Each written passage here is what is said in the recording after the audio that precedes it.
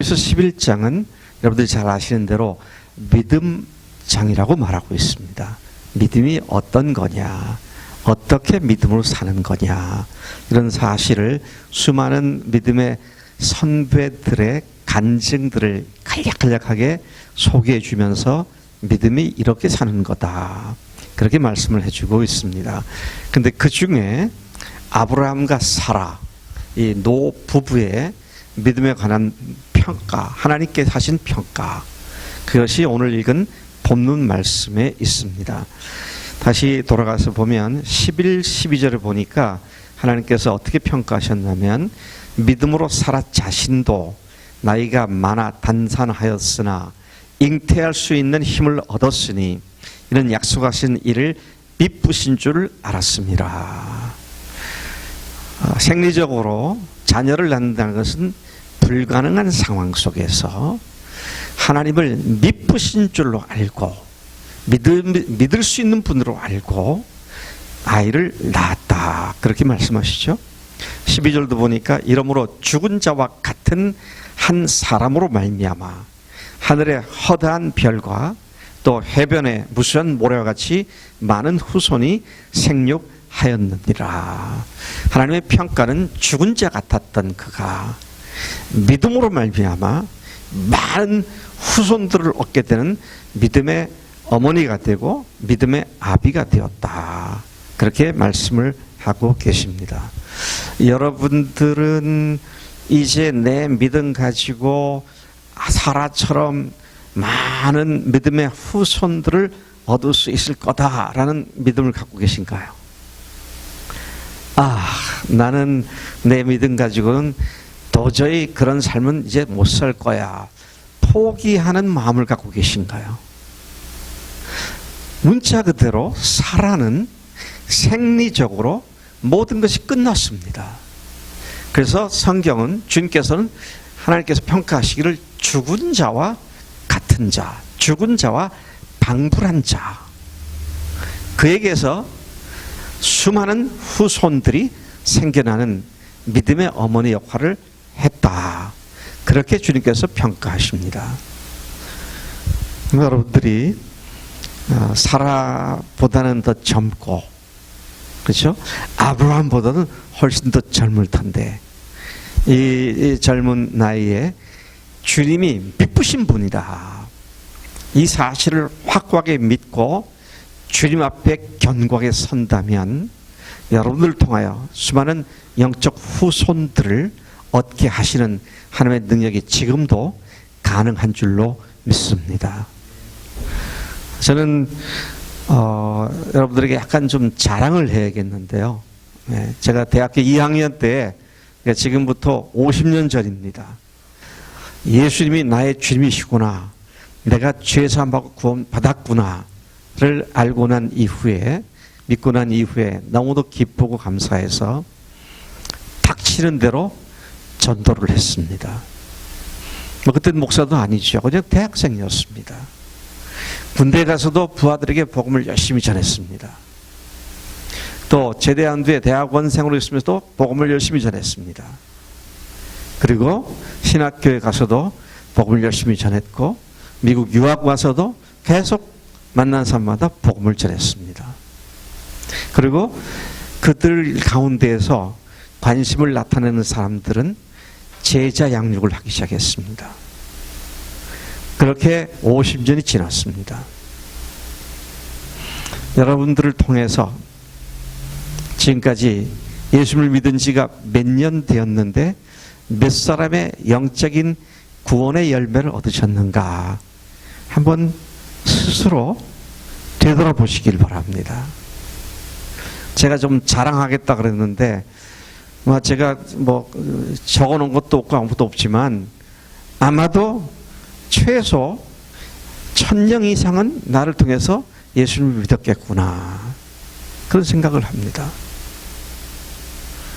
여러분, 우리가 주님 앞에 섰을 때 주님의 복음의 사명을 맡은 우리인데요, 목사뿐만 아니라 모든 그리스도인들이 복음의 사명자들이죠. 모든 그리스도인들이 제사장 직분을 갖고 있다 그랬는데 도대체 얼마나 많은 영혼들을 주 앞으로 인도한 열매들을 지금 갖고 있을까? 지금까지 없는 걸로 봐서 앞으로도 별 볼일 없겠다라고 생각하지 마시고요. 죽은 자 같은 사라의 몸에서 수없이 많은 후손들이 태어났다면 오늘 그냥 하나님께 대한 신실한 믿음이 아니라 예수님이 죽으시고 부활하신 하나님이라는 사실을 확증한 그 믿음을 갖고 있는 우리가 주님 앞에 믿음으로 다시 서게 될 때 여러분들의 남은 여생 동안 하나님께서 수많은 영혼들을 맡겨주실 줄로 믿습니다. 아멘? 네. 아멘 소리가 몇 분밖에 안 들리네요. 한번 이게 저는 우리 교회 교인들한테 청년들한테 너 주님에서 목숨 걸 수 있어? 그러면 아멘 그럽니다. 형제들을 사랑하는 일에 목숨 걸 수 있어? 그럼 아멘 그래요. 지금 제가 기분이 너무 좋습니다. 실제는 못한다 할지라도 말이라도 그렇게 하니까 어떻게 하다 그렇게 될 것 같아요. 근데 말조차도 못하고 있으면 실제는 뭐 기대할 것도 없죠. 여러분의 남은 생애 동안에 하나님께서 많은 영적 자식들과 후손들을 주실 줄로 믿습니다. 아멘. 우리가 이렇게 적극적으로 감사함과 담대함으로 선포하고 나가는 것이 굉장히 중요한 의미입니다. 저는 찬송을 부를 때 종종 좀 속상할 때가 있어요. 왜 속상하냐면 많은 찬송가들의 가사를 보면 하나님 내가 이렇게 주님을 내가 의지하오니 이렇게 하소서 해 주소서 그런 찬송들이 많더라고요. 맨날 해 주소서 하소서 주소서 그렇게만 얘기를 하는 걸 가만히 보면은요 맨날 타령조의 찬송과 기도더라고요. 그래서 제가 우리 교인들한테 찬송 부를 때 바꿔 부르자 그래요. 하소서를 하시네 주소서를 주시네. 예? 주시네 하면 간증이잖아요. 나를 이렇게 은혜를 주시네 하시네. 우리 주님께서 살아계시는 리빙 지저스입니다. 부활하신 분이 지금 살아계시기 때문에 우리의 주인이 지금 살아계시기 때문에 우리를 그렇게 누리는 삶을 허락해 주신 줄로 믿습니다. 근데 그게 안 돼가지고 맨날 해주세요 하소서 주소서 비옵나니 뭐 그렇게 하는데요. 주님께서 해주시는 일들을 생각하면서 기쁨과 즐거움으로 이렇게 하시네 감사하네 감사합니다 이런 찬송을 부를 수 있어야 되는데 그런 찬송을 부르고 그런 것을 실제로 경험할 수 있으려면 무엇이 필요하냐 할 때 오늘 말씀 보면 하나님을 믿으신 분으로 믿었다는 것입니다. 믿을 수 있는 분으로 믿었다는 것이죠. 여러분 하나님을 믿으시죠?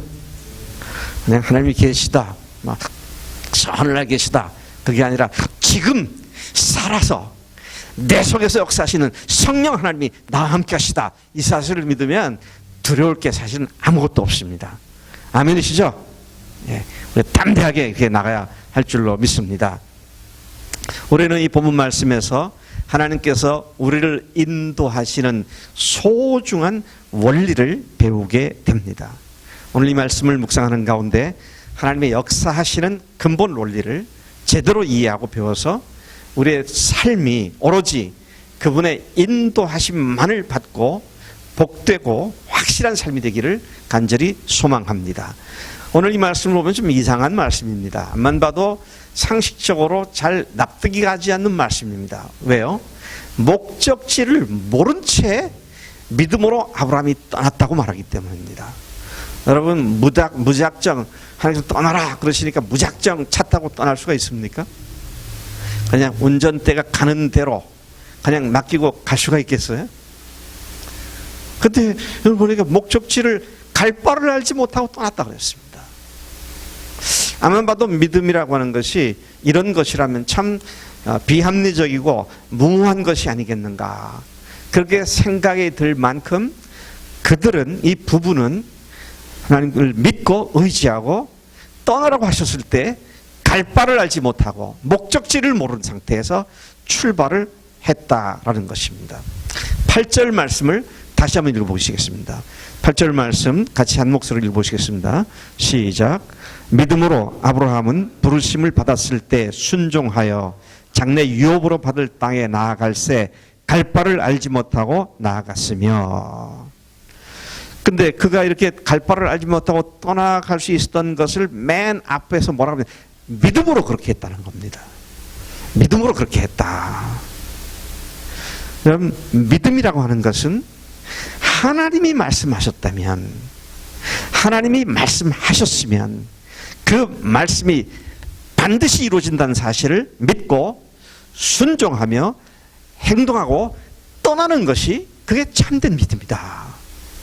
그냥 머릿속으로 아멘, 믿습니다, 동의합니다, 그렇게 되기를 소망합니다, 그리고 움직이지 않는다면 그것은 관념상의 믿음일 뿐이지 실제 열매를 갖게 하는 믿음은 아니다 하는 것입니다. 자, 이런 의미에서 오늘 예수를 믿는 것도 잘못 믿는 사람들이 많이 있어요. 이건 예수님 때도 그랬습니다.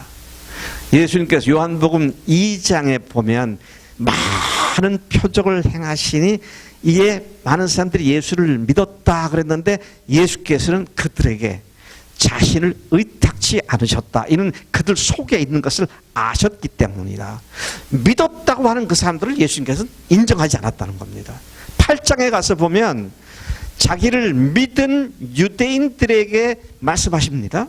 이제는 불특정 다수가 아니고 자기를 믿은 유대인들에게 말씀하시기를 진리를 알지니 진리가 너희를 자유케 하리라. 8장 32절이죠. 그리고 그 믿은 자들에게 계속 당신이 하나님께로부터 온 하나님의 아들이며 하나님과 함께한 하나님 자신이시다. 그러면서 아브라함도 내 때 보기를 원했다. 그 말을 듣고 있던 유대인들이, 어떤 유대인들이요? 예수님을 믿은 유대인들이, 아니 이 자가 자기가 아브라함보다 먼저 있었다는 말은 자기가 하나님만이냐? 그리고 그 의문을 품고 수군거리고 있는 그들을 향해서 그래, 나는 아브라함보다 먼저 있느니라.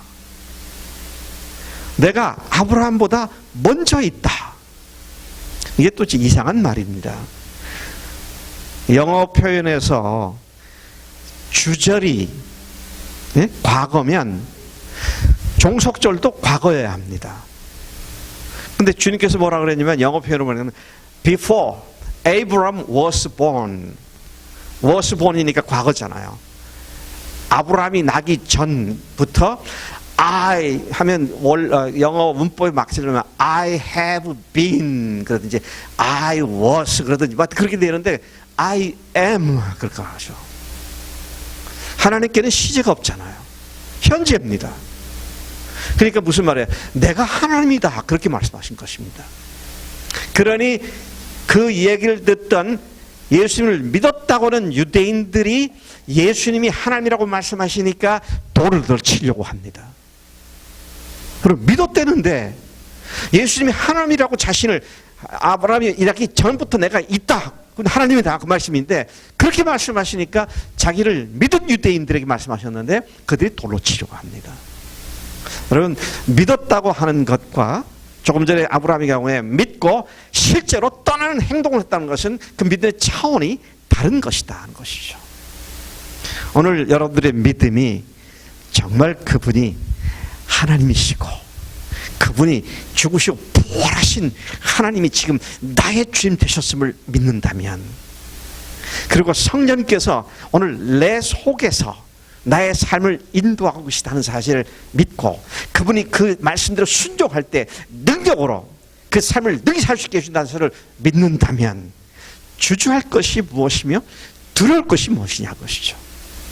자신 있고 담대하게 나갈 수 있는 것이죠. 여러분, 우리에게 필요한 믿음이 이게 진짜 믿음입니다. 주님을 믿기 때문에 그냥 쫓아가는 겁니다. 여러분, 아이들이 어디 가자. 아빠가 이제 제안을 합니다. 그럼 애들이 초등학교 1학년 유치원 그때 아이들 보고 가자 그러면 아빠 어디 가는데? 가보면 알아. 너희들 아주 재미있는 곳으로 내가 데려다 줄게. 그러면 더 이상 안 묻습니다. 아빠 알았어. 그러고는 기대하고 아빠 따라가는 거예요. 그게 아빠를 믿는 겁니다. 믿기 때문에 안 물어요. 당연히 우리 아빠는 나를 좋은 데로 데려갈 것으로 믿고 가는 겁니다.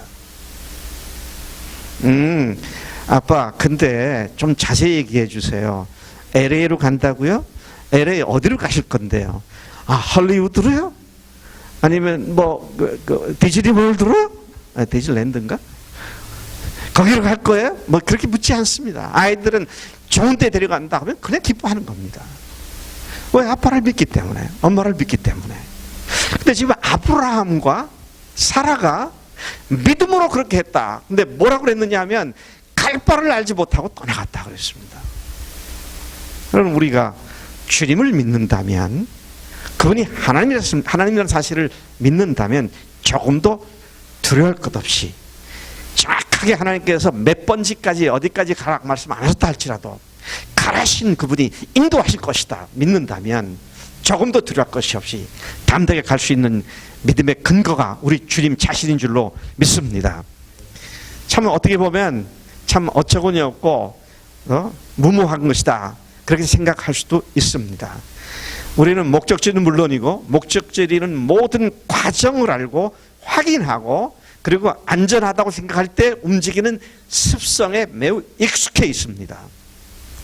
누군가 어디를 가자면 왜, 어디를 가는데, 무엇 때문에, 어떻게 가는데 등을 따지는데 하나님께서 말씀하시는 것에 대하여 그렇게 따지는 것이 아니라 그분을 믿기 때문에, 무모함이 아니라 그분이 누구신지를 알기 때문에 그냥 순종하고 따라가는 그런 믿음을 얘기하는 것이죠. 어찌 보면은요, 하나님을 믿는 믿음이 오늘 내비게이션을 믿는 믿음보다도 못한 것 같아요. 여러분 내비게이션 믿으시죠? 전혀 모르는 지역, 뭐 시카고나 뉴욕이나 또는 뭐 어디입니까 휴스턴이나 전혀 모르는 지역, LA나 그런 곳에 갈 때 주소 하나만 있으면 그냥 사전에 또 지도 보고 확인해 보고 하지 않아도 내비게이션이 있으니까 그냥 믿고 따라갑니다. 그러면 정확하게 거기에 도착을 하게 돼 있어요.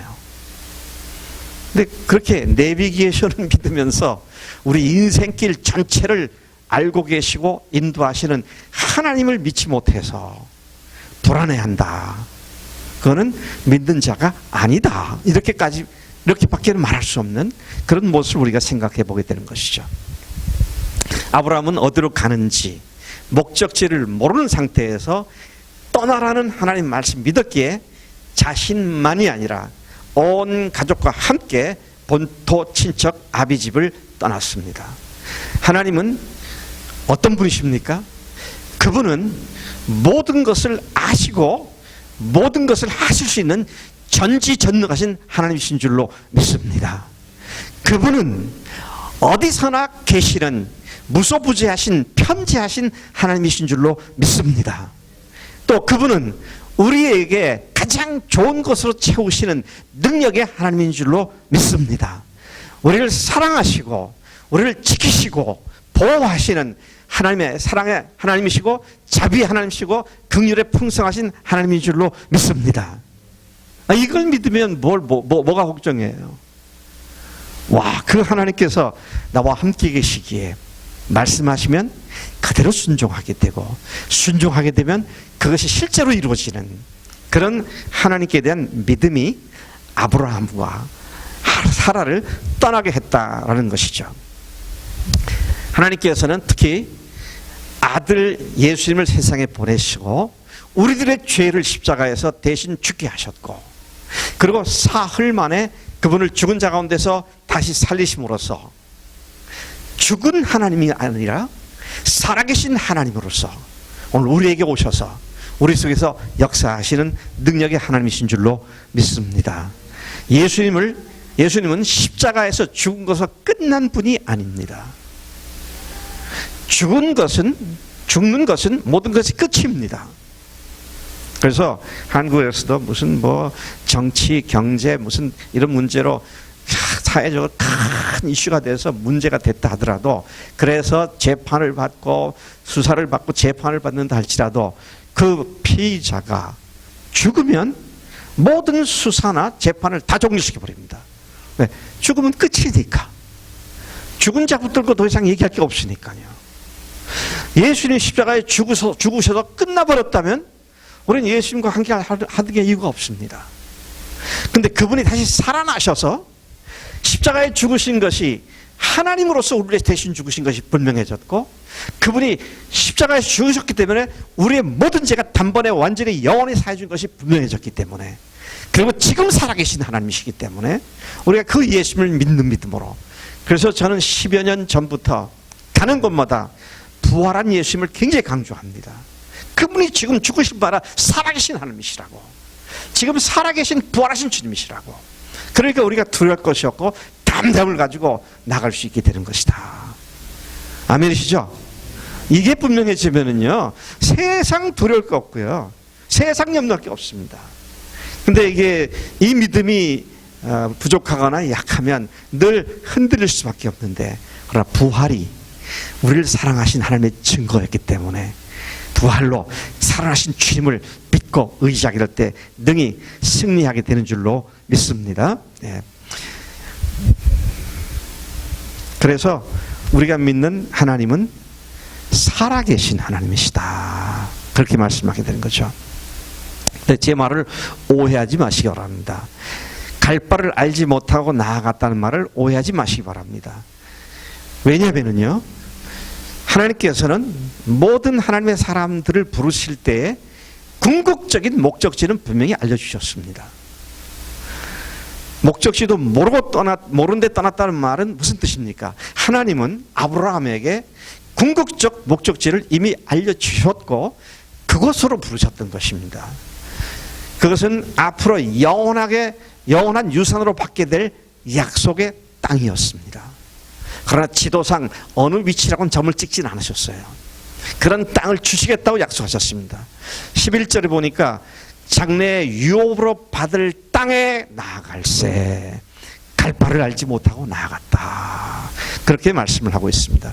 심지어 그가 믿음으로 바라본 궁극적 목적은 그 생전에 실체화가 되지 못했고, 무려 그때로부터 1000년, 2000년 후에 예수님에게서 그 목적지가 확인되고 실현되었다는 사실을 보게 됩니다. 그는 그의 당대에 자기 아들 이삭과 자기 손자 야곱과 함께 그 가나안 땅에서 텐트 속에서 생활을 했지, 견고한 터가 있는 성을 바라봤는데 그런 도성이 아니라 텐트 생활만 하다가 세상을 떠났습니다. 그러나 그가 마음에 품고 있던 근본적 목적지는 하나님께서 직접 지으시는 견고한 터가 있는, 하나님이 직접 통치하시는 성이 있는 그 성을 바라보았다, 그렇게 성경은 말씀하고 있습니다. 9절과 10절에 그 당시의 상태를 이렇게 말하죠. 믿음으로 그가 이방의 땅에 있는 것 같이 약속의 땅에 거류하여 동일한 약속을 유업으로 함께 받은 이삭 및 야곱과 더불어 장막에 거하였으니, 텐트 생활을 했다. 견고한 터가 있는 성을 바랐는데 정작 그는 손자와 함께 텐트 생활을 했다, 그렇게 말씀하고, 이는 그가 하나님이 계획하시고 지으실 터가 있는 성을 바랐기 때문이었다, 그렇게 말을 합니다. 하나님은 언제나 누구에게나 그렇게 인도하시고 역사하십니다. 모세를 부르실 때도 마찬가지였죠. 그가 해야 할 사명을 주셨습니다. 그 사명이 곧 그의 목적지였습니다. 베드로를 부르실 때에도 주님께서는 나를 따라오너라, 그러면 내가 너희를 사람을 낚는 어부가 되게 하리라. 사람을 잡는 어부, 영혼을 잡는 어부가 되겠다는 그 목적지는 가르쳐 주셨지만, 그가 메세에 예루살렘 교회 지도자가 되고 메세에 로마에 가서 거꾸로 십자가에 못 박혀 죽으시다, 이런 로드맵을 주신 적이 없습니다. 바울도 마찬가지죠. 바울을 부르셨을 때 하나님께서는 내가 너를 13권의 신약 성경을 쓰는 저자로 만들 것이며, 내가 너를 3차에 걸쳐서 선교회를 하게 할 것이고, 마지막에는 로마에 가서 내가 참수행을 당하게 될 것이다, 이렇게 말씀해 주신 적이 없으세요. 딱 한 가지, 다메섹 도산하고 갈 때, 그리고 다메섹 들어가서 그가 눈이 벗겨질 때 하신 말씀이 딱 한 가지입니다. 내가 너를 복음의 신분꾼으로 만들겠다. 영어로 하면 에런 보이, 심부름꾼 만들겠다는 겁니다. 우리말 성경에는 사환으로 만들겠다. That's it. 그게 전부였어요. 그 목적지를 가르쳐 주셨지만 언제 무슨 과정을 거쳐서 어떻게 뭐가 될 것이다, 그건 말씀하지 않으셨습니다. 왜 그러셨을까요? 너희들에게 필요한 것은 로드맵이 아니라 내가 필요한 거다. 그렇게 말씀하시는 줄로 믿습니다. 목적지에 이르는 로드맵을 주시지 않은 이유를 주님께서는 분명하게 말씀해 주셨습니다. 요한복음 14장 6절에 예수께서 뭐라고 하십니까? 내가 곧 길이요 진리요 생명이다 그랬습니다. I'm the way. 내가 길이다 그랬어요. 길을 가르쳐주는 안내 역할은 지도가 아니고 그분이 길 자신이시다 그랬습니다. 제가 오늘 오후에 제 딸 집으로 가게 될 겁니다. 네, 가는데 제가 지도 연구를 하고 어떻게 할까 고민을 할까요, 안 할까요? 안 합니다. 자, 길로이까지는 아들이 데려다 줄 거고, 길로이까지 딸이 와가지고 거기서 이제 프레스노까지 저를 데려갈 겁니다. 그냥 전 타고 있으면 돼요. 왜? 그들이 다 하니까. 그들이 다 알아서 할 거니까. 그냥 나는 앉아가지고 그냥 엔조이 하면 되죠. 와, 저 과수원이 엄청나구나. 뭐, 그렇게. 과일도 보이네? 아직 포도를 다 안 땄네? 뭐, 그러면서 가면 되는 겁니다. 예수님이 길이시기 때문에 우리가 그분이 내 인생의 운전대를 잡고 그분이 알아서 가시는 겁니다. 그러면 내가 할 일은 그냥 순종하고 가면 되는 거예요. 스텝 바이 스텝, little by little, day by day. 인도하신 대로 순종하고 가면 되는 겁니다. 이야, 이게 그리스도의 삶이 너무 쉬운 거예요. 내가 구상하고 계획하고 이럴 필요가 없습니다. 그분을 믿으니까. 그분이 전지전능하신 하나님이시니까. 내 삶을 한 총각도 잘못된 길로 나가는 것을 허락지 않으시고 그분의 보호 가운데 가장 좋은 길로 인도하시니까 그분이 내 속에 계시고 더더구나 성령님을 보내셔서 성경의 저자이신 성령님께서 말씀을 읽을 때 깨닫게 하시고 그대로 살 수 있는 능력을 주시기 때문에. 그래서 이번에 와서 제가 설교를 생각을 하다가 딱 여러분들 앞에 보니까 저기에 내 설교에 답이 있구나. 뭐라고 했습니까? 성경대로 성령 따라. 근데 이게 우리말보다 영어로 되어 있는 게 더 잘 확실히 의미가 닿습니다. Live by the scriptures. 성경에 따라서 살고, 그 다음에 led by the spirit. 성령의 인도함을 받으면 된다는 것이잖아요. 여러분, 이게요, 오늘 제가 여러분들께 기가 막히게 비밀을 알려드리기 위해서 온 게 아니고 당연한 걸 다시 리마인드 시켜드리기 위해서 온 겁니다. 우리나라의 주일학교 아이들이 늘 부르는 찬송이 있습니다. 뭐 그건 아주 그 찬송은 수명이 길어요. 성경 보고 기도하고 성경 보고 기도하면 우리가 주님 앞에서 인도를 받는 거 아닙니까? 여러분, 성령으로 인도함을 받는 것은 성경을 떠나서는 불가능합니다. 위험합니다. 성경의 저자가 성령님이시기 때문에 우리가 성경을 읽을 때 성경의 저자인 성령님이 그 말씀으로 감동한 이유를 알게 해주시고 우리의 삶을 인도하시는 그런 일을 성경을 통해서 하시는 줄로 믿습니다. 그러니 성경을 읽지 않고 성경을 공부하지 않고 성경 말씀을 듣지 않고 그리스도의 삶을 성공적으로 살겠다라고 생각하는 것이 얼마나 무모한 짓인가, 이걸 우리가 생각하지 않을 수 없다는 것입니다. 길이신 주님 자신이 우리 안에 계시기 때문에 그분이 인도하시는 대로 따라만 가면 주님께서 실수 없이 우리를 놀라운 복된 자리로 인도하신 줄로 믿습니다.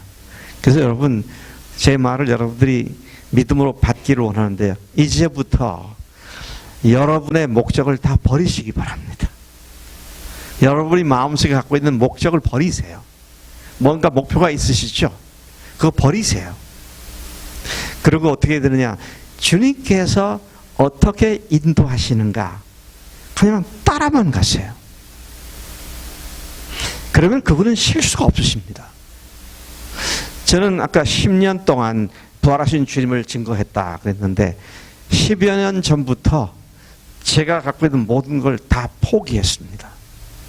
목적도 포기했고요. 계획도 포기했습니다. 그래서 제 삶이 엉망진창이 됐을까요? 아니요.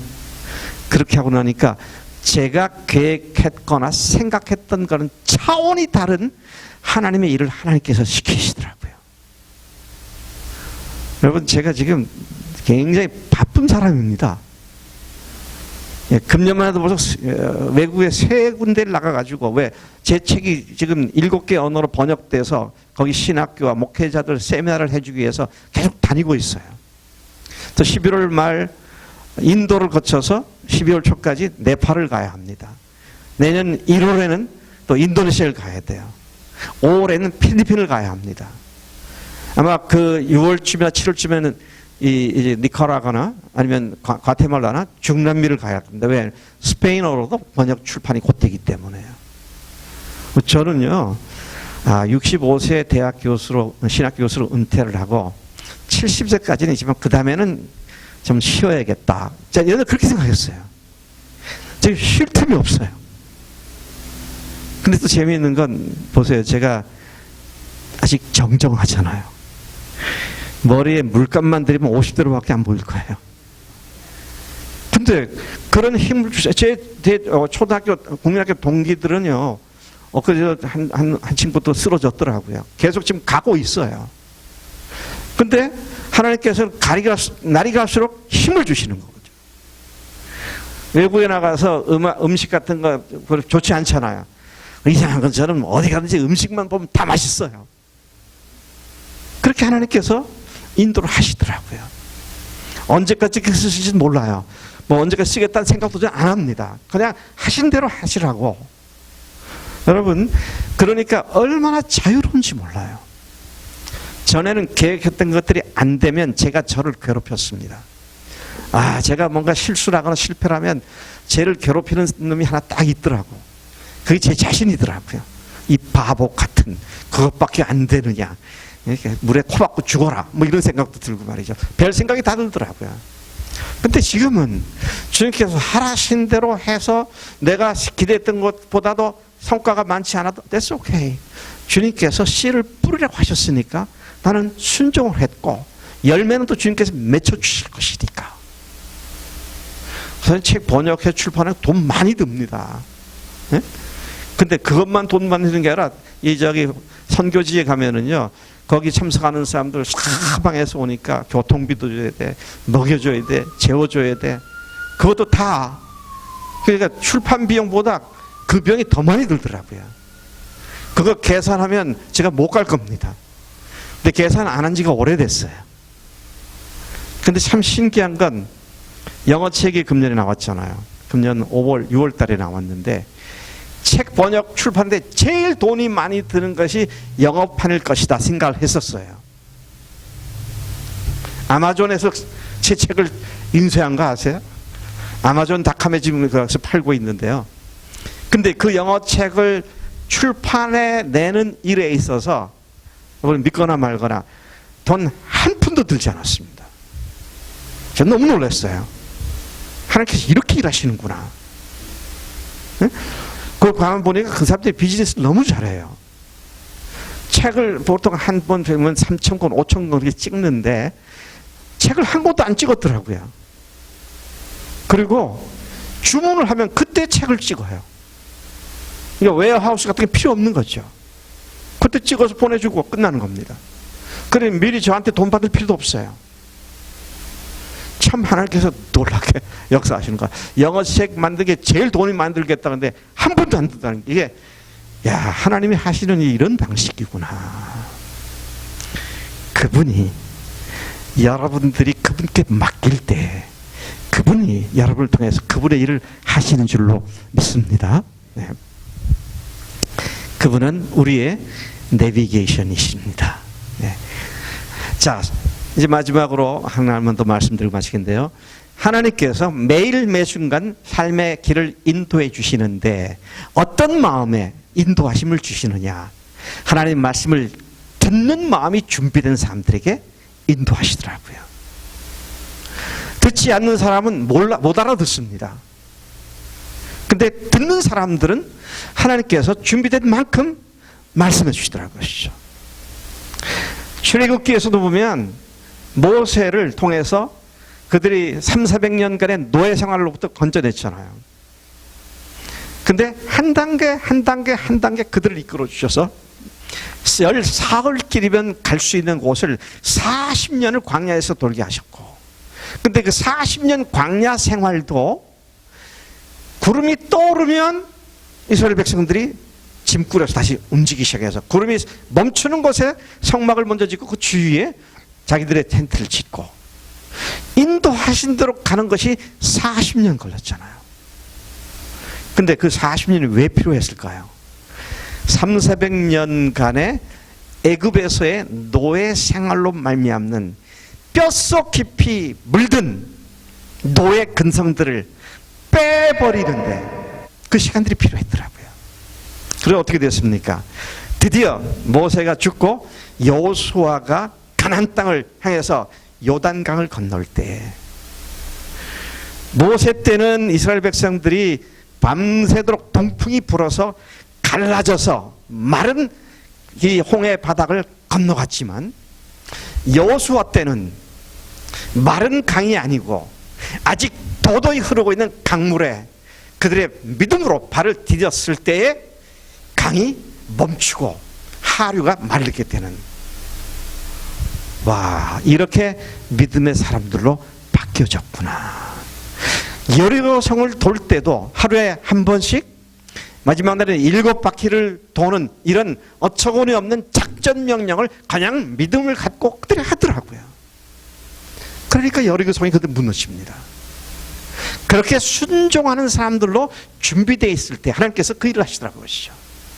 그 뒤에 나오는 정복하는 과정도 한 과정 한 과정마다 여호와께서 여호수아에게 말씀하시기를, 여호와께서 여호수아에게 명령하시기를 계속 하나님께서 한 단계 한 단계 말씀하여 그들을 인도해 가시는 그런 모습을 볼 수 있더라라는 것이죠. 여러분, 오늘 우리가 하나님의 자녀들로서 예수님을 부활하신 주님이십니다, 나의 하나님이십니다, 그렇게 고백한 자들로서 한 단계 한 단계 주님께 순종해 나갈 때 그 다음 단계로 명확하게 말씀해 주시고 인도해 주시는 줄로 믿습니다. 예수를 믿는 사람들은 자기 인생의 주인을 바꾼 사람들이죠.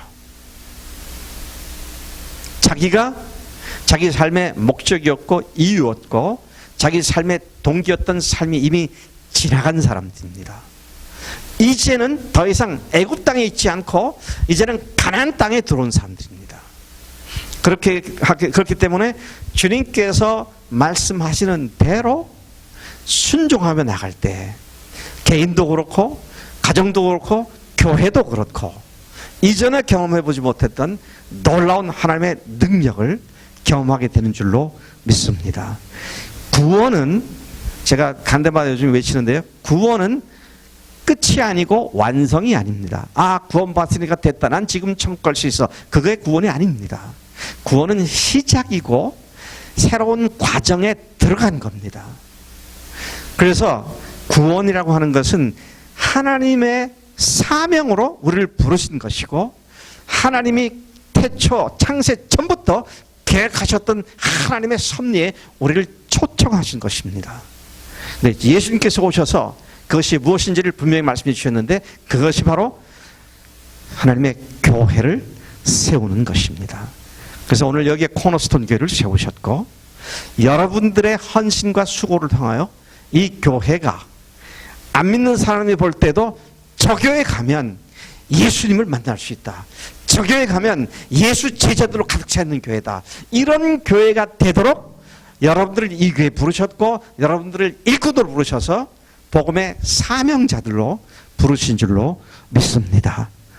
여러분, 그런 교회를 만드는데 여러분들 일생을 헌신한다고 하면 그 어떤 곳과도 비교할 수 없는 가장 아름답고 영광스러운 열매들을 맺게 될 줄로 믿습니다.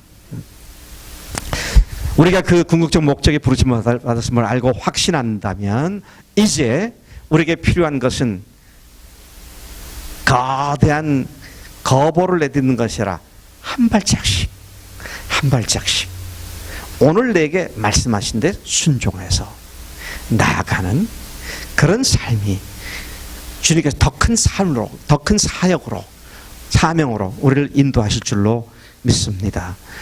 아까도 제가 말씀을 드렸습니다마는 히브리서 11장에 우리가 본문의 히브리서 11장이죠. 히브리서 11장은 믿음장입니다. 믿음으로 여러분들의 선진들이 이렇게 살았습니다. 그러니 그렇게 믿음으로 사십시오. 그렇게 지금 11장에 말하고 있는데 12장에 가서 보니까 12장 2절에 가서 보니까 믿음의 주요 또 온전케 하시는 이신 예수를 바라보자. 그렇게 말씀하십니다. 믿음으로 사는 비결은 예수님께 초점을 맞추는 삶이다 하는 것이죠. 믿음의 주요라고 할 때 그 주는 로드가 아닙니다. 헬라 원어 상에 큐리어스가 아니고 다른 단어입니다. 근데 그 단어의 뜻이 뭐냐면 믿음을 시작하게 하신 분. 영어 성경에 the author, 믿음의 저작자, 믿음을 만들어 주신 분. 그리고 perfecter, perfection of our faith, 우리들의 믿음을 완전하게 해주시는 분.